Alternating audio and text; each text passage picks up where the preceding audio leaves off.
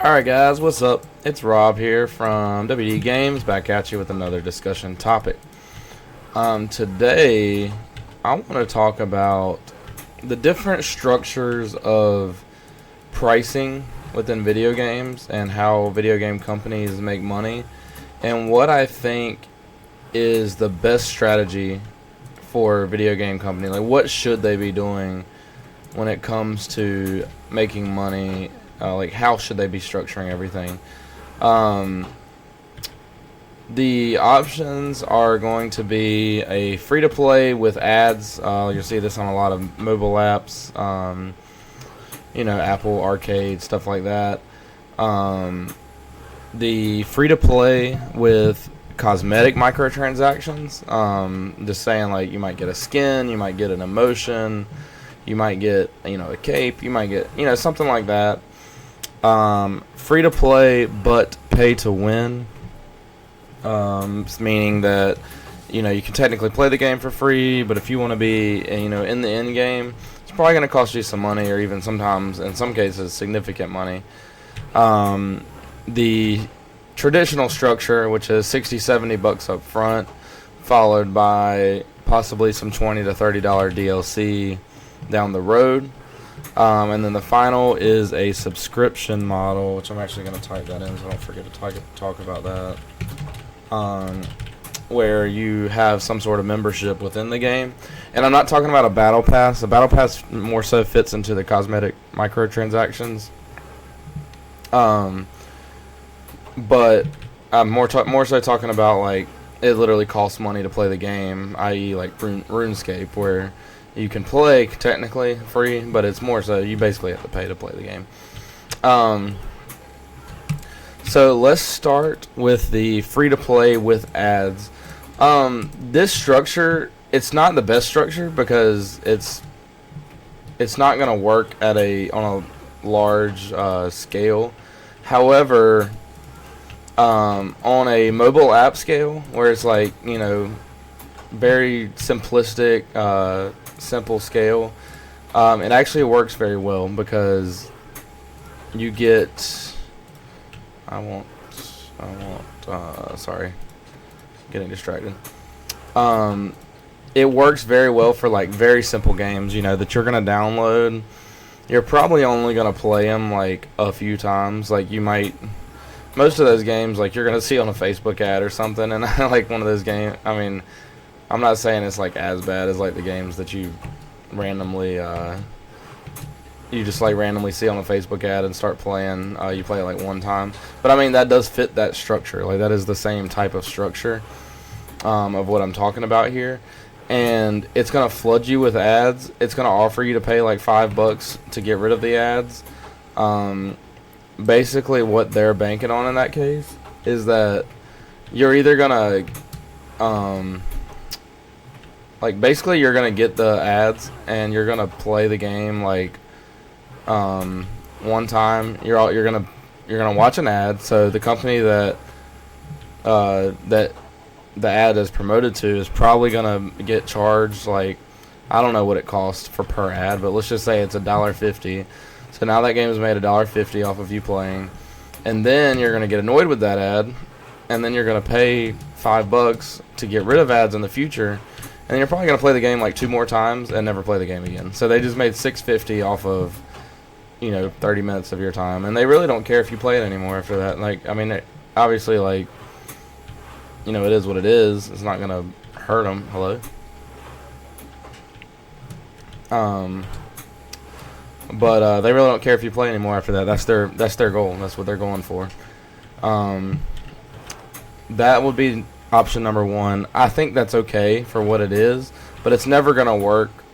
Like, you're never going to get a mainstream title, like big time title that uses that model. It's not like meant for that type of situation. Option 2, I want you down here. Come on. Option 2 would be free to play with cosmetic microtransactions. This would be what I would call the Fortnite / Rocket League / that model of gaming. This, I don't know if it's the best, but it's definitely close to the best. It's. I mean, I might just say it's the best. Like, it is a very good model, very tried and true model. It's been going on for years and years now, and it just works. I mean, it's very simple. It's just essentially the sorry, I'm getting distracted by Minecraft as always. They very much want you to play the game, enjoy the game, have fun with the game, but at the end of the day, they are at the end of the day, they're basically looking to get you to like the game so much that you will basically pay, whatever, let's just say $10, and they'll release a new emotion or new something every month to make you excited. And their goal is for you to just do that. Like, that's just going to be what you do.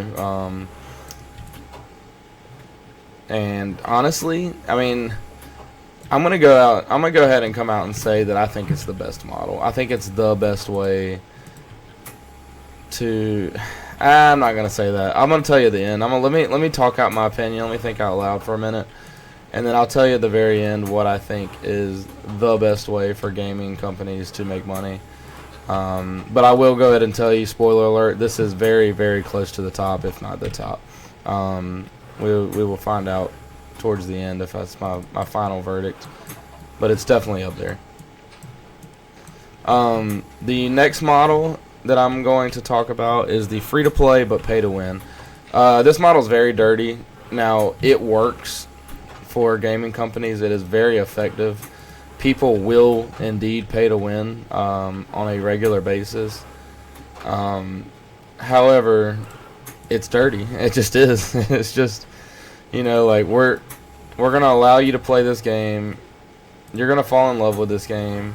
You're gonna want to get good at this game, and then at the very end of the day, you're not really gonna ever get good at this game until you spend money. And then the more money you spend, the higher level you're gonna get. That's just how that model works. Supercell is the king of that model. Clash Royale, they are the king of that model, and it's worked for them for many years, and that just is what it is. Like, that's just how life goes. Hello?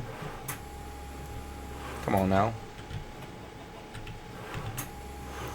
But that's just how life goes with them. It's always worked for them, and yeah, I mean, I don't know what else to say. Like, that's just life with the pay-to-win model. Alright, yeah. Go ahead and give me a chicken with this egg right now. Oh, yeah. Alright. Next model, the $60 to $70 traditional, well, more traditional way. 60, 70 bucks up front, followed by a some DLC later, or maybe even not DLC later. Maybe it's just the 60, 70 bucks and that's it. This model is, I mean, it's been going on for how long? 50 years, however long video game, like console gaming has been a thing. There's no doubting how effective this is. People will spend $70 on a game that they love, or that they're excited for. Hell, I'll spend $70 on games just to try them out. Sometimes I think it's a decently fair price point. I think that the $40 price point is the perfect number, especially if DLC is going to become more and more of a thing. I think the $40 price point is ideal. I think it's like the main thing that you would want. Like, you would want to say, all right, here's a new game. It's $40. If you like it, there's going to be DLC, every couple of weeks or months or whatever. But it's going to be $30 of DLC. To me, that's not even a really tried thing. There's not a lot of that. To me, that's the number one way of doing it.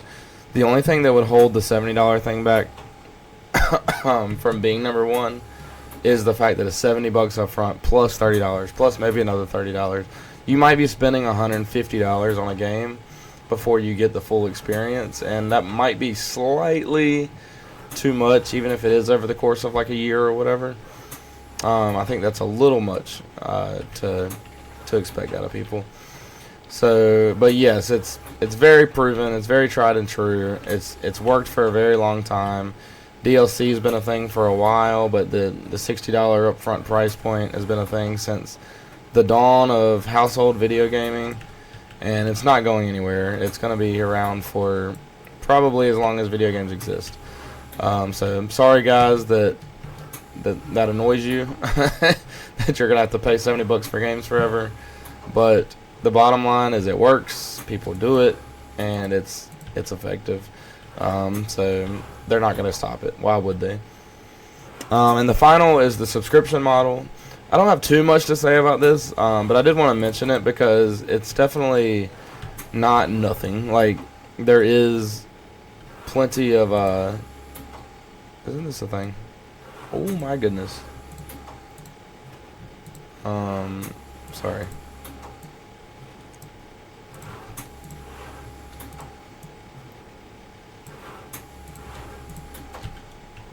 I'm getting distracted here by bamboo chests.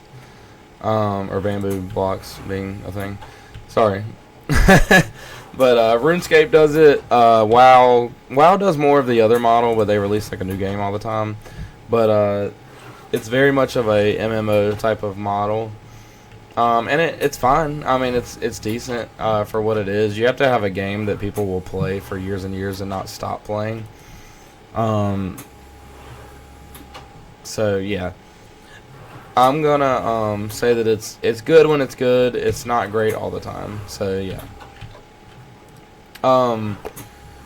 Which one of these is the best? I'm gonna say, if you're making me pick one, I think it's the cosmetic, the Fortnite model. Only because, like, for example, the battle pass system is like the thing that sets it apart for me. Is like, you've got battle passes which are essentially perfect. Like, battle passes are so good. You got that system in place, and if you can make people spend, $6-7 a month on a battle pass for basically ever, and that's just what they do, and just make that the normal thing, then why wouldn't that be great? That just seems perfect. So that's kind of where I am with that, is that I think that the system for, hey, buy some V-Bucks, or, buy some coins on Rocket League, or there's plenty of games that do this. I mean, I'm just using those as two of the most prime examples, but there's tons of games that do this, and it always works. It just does. And it's so good. I mean, like, Pokemon Unite does it. Pretty much every MOBA does it, where they're gonna try to sell you a battle pass every month, and it's just so effective. It really is. It's so good. So yeah, to me, it's the best model. It just is. Close second would be the traditional model. The big price tag up front, followed by a slightly smaller price tag for DLC down the road. To me, this works the best for AAA titles, big open world titles that are gonna be go on for a while. It's the absolute best for something like that. So maybe there's not like a first place. Maybe it just depends on the style of game. But if it's like an online competitive game, absolutely the best model is the Battle Pass way. But if you're going to be a big open world game, I wouldn't do that. Why would you do that? You're going to make people pay a Battle Pass for what? Like, what are they going to be buying it for? So I guess it does just depend on the game. Like I said, I think the perfect model for a game like that is for a game to release at like a $40 price tag. I know that's not the norm, and I know that's not ever really been a thing. But it seems like, it just feels like that would be kind of the sweet spot for that. So maybe a game should try that more often. You know, there's some, but it's more so just smaller titles that don't think they can get 60. And I mean, at the end of the day, if a company thinks they can get 60 or 70 for their game, why would they charge 40? That's just business for you. That's business 101. So yeah, I mean, that's basically where I'm at on that. That's how I feel. But I want to thank you guys so much for watching, and we'll see you guys next time on WD Games. Thanks for watching.